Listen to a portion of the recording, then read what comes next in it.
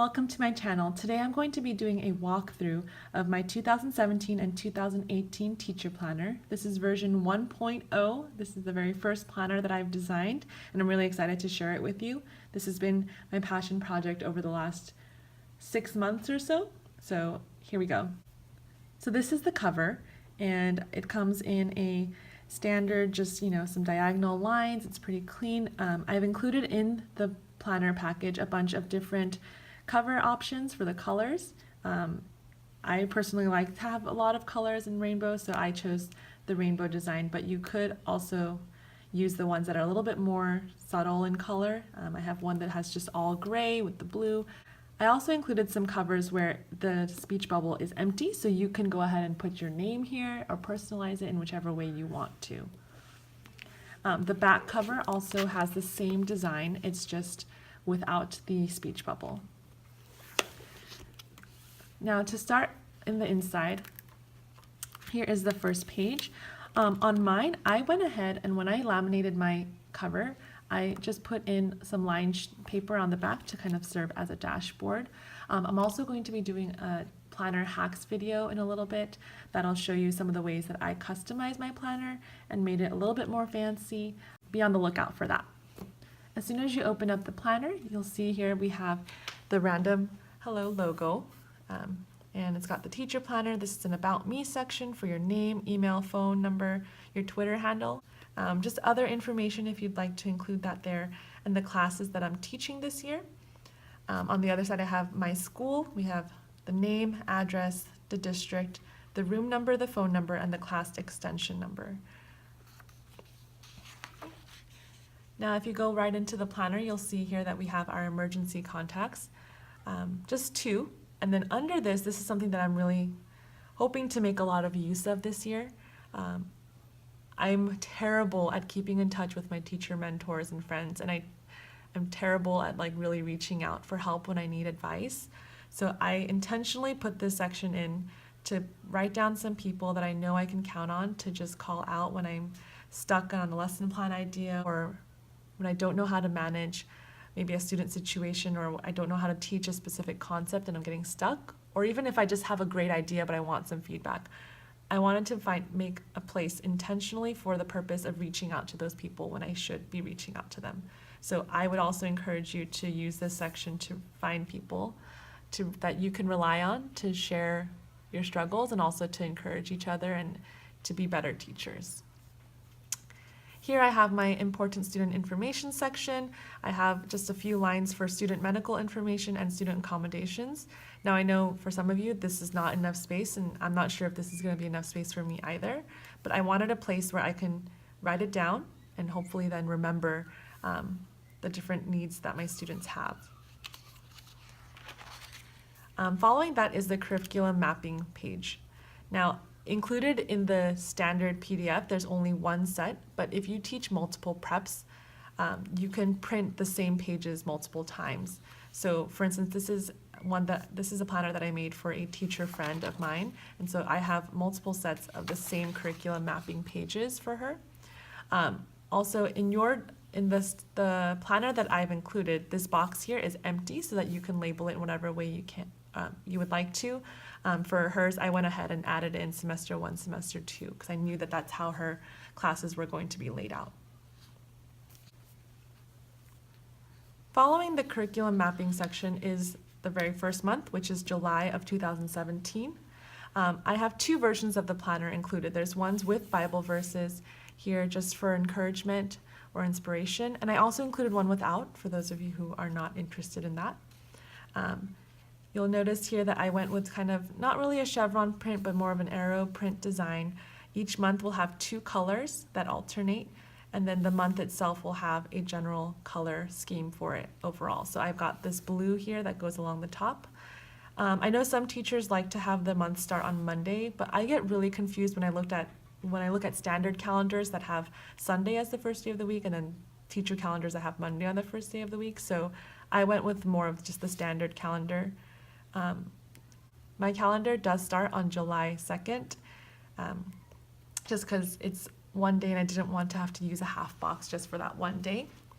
I included lines in the boxes because I really like to write straight, and it really bothers me when I'm trying to write in an empty box and my writing gets kind of crooked. But every month we'll have every date in there. Any national holidays, I've also included and already typed them in so that you don't have to put them in yourself. I have a notes section on the side of every month, and I also have a preview of the next month and a view of the previous month as well, so a month at a glance. The weekends are highlighted in blue so that you're able to differentiate them from the weekdays. As soon as you go into the weekly spreads, now this one again starts on Monday, because this one I feel like was more targeted towards teachers, and so I kind of skip out on the first 2 days of July. I hope you don't mind. But here, this is the weekly spread. To be honest, I made this to best serve what I wanted in a planner, and a lot of the really cute planners that they sell have a lot of sections, because I feel like they're intended for primary teachers or elementary teachers. But for me as a secondary teacher, I generally have 2 preps each day. And then this section here is just for any general things that I need to know, for instance, meetings or student birthdays, or school events that I need to know of. I'll put that here. And this will be the section where I lesson plan for the 2 different classes that I might be teaching. And then so here, I wanted it to be a vertical layout so that I can fold it back all the way and only have half of my planner showing and still be able to see the lesson plan for the day. On the ends here, I also have just a small boxes for the weekend. So if you have any student games that you go to or shows that you want to go and support, you can include that here. I have a small to-do list. This is probably not going to be enough for me, but at least there's a place for me to write my main to-dos for the week. And it also has the month at a glance in the corner. So every week it will look the same, and the color will match the color of the monthly spread for that month. And these are pre-dated so that you don't have to worry about putting those in yourself. All right, so this is August. Again, same spread. This time it's purple with purple and pink alternating colors. And then we'll just jump forward. Next we have September. This time it's pink. So again, it goes from the purple to pink to the pink to yellow. Again, some major days to make note of are included already. And then the month at a glance.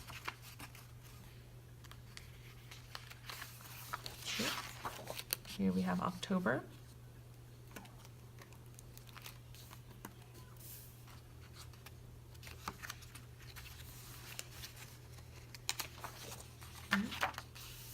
November.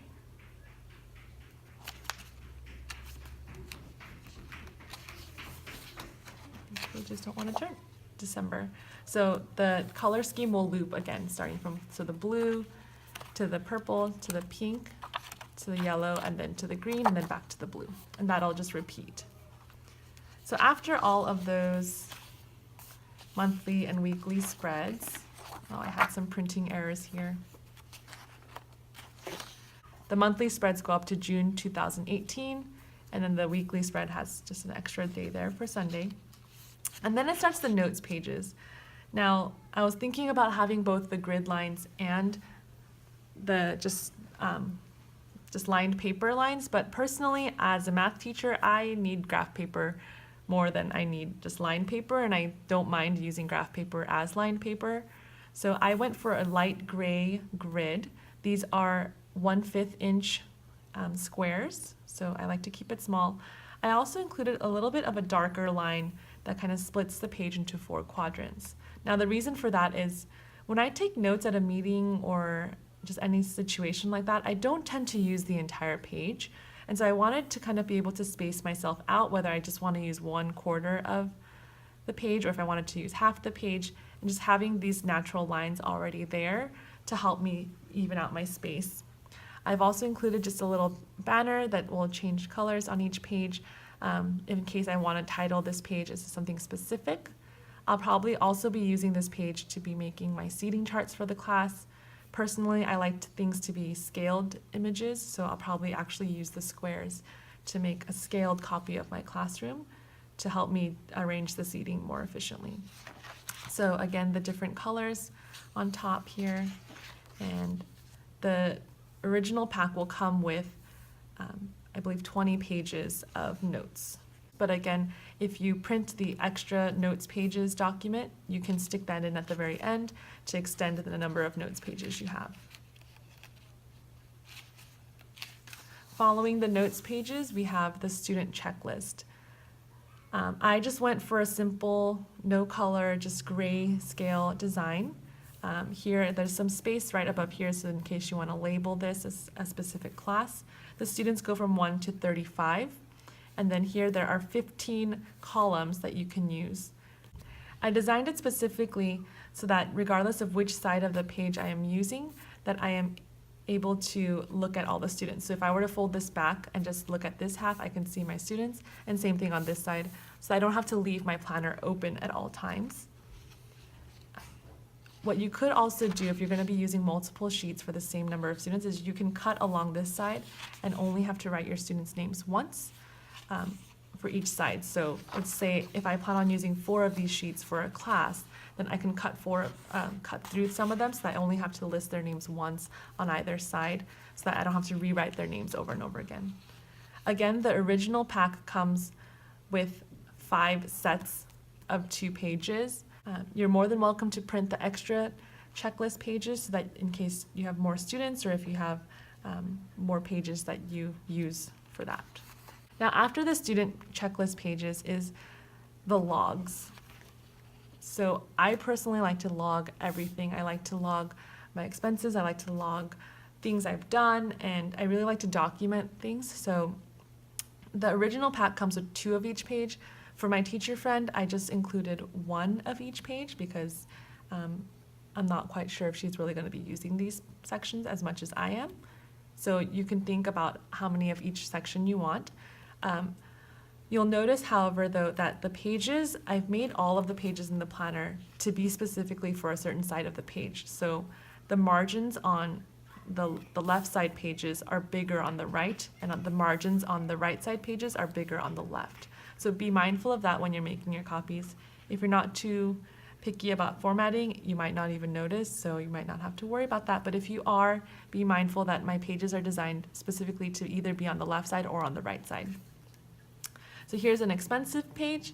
We've got a place to write the date, kind of the items that are purchased, the cost, and this check mark can be used for whatever you want. So for me, I might be using it to make note of whether or not I was reimbursed. I might use it, if I'm using this more as a shopping list, I might use that as a check mark to note that I've actually purchased the item.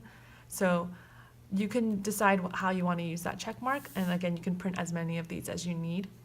I also have one for professional development. We have the date, the actual event that you're attending, the location where it's held, the cost, if there is any, and again, another check mark to be used at your discretion, or whichever way you would like to use it.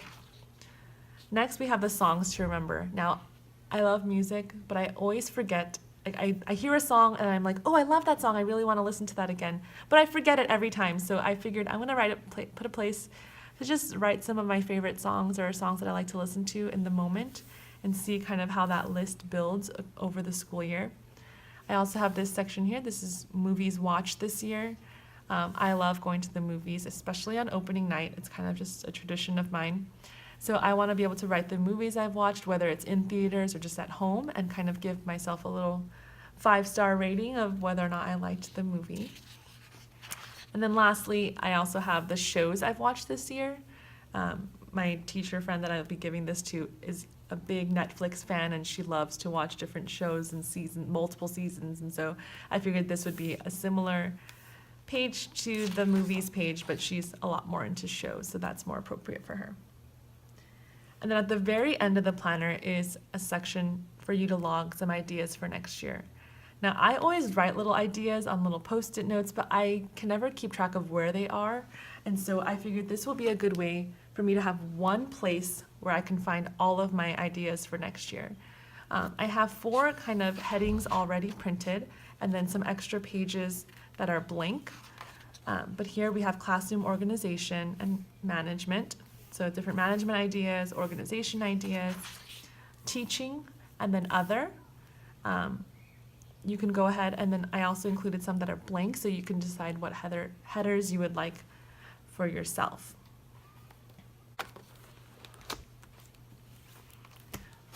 So that is my 2017 to 2018 teacher planner. I really hope you like it. Please give me feedback if there are things that you wish were in here that are not included. And this was the first time I've made a planner. I'm really excited to share this with you guys. I really hope that teachers will find it useful. I designed it particularly for secondary teachers where an absentee log would be unreasonable. A student information log would also be unreasonable because we have about 175 students, and to log all of those things manually might not be the most efficient use of time or space. I also didn't include a separate birthday log because I feel like it's more useful to have directly in the months. And again, keep an eye out for my planner hacks video because I'm going to be totally just revitalizing this planner and making it my own, and also making it a little bit more fancy and let it keep up with some of the more fancy planners that are out there. So be on the lookout for that. I really hope that you like this planner, and it was a really exciting passion project of mine that I'm really excited to share with all of you. And also, I would really appreciate it if you left a review on my TPT store item so that other teachers can also see this planner. I will be doing more videos in the summer, and yeah, thank you for watching, and it's a random hello signing out. Bye bye.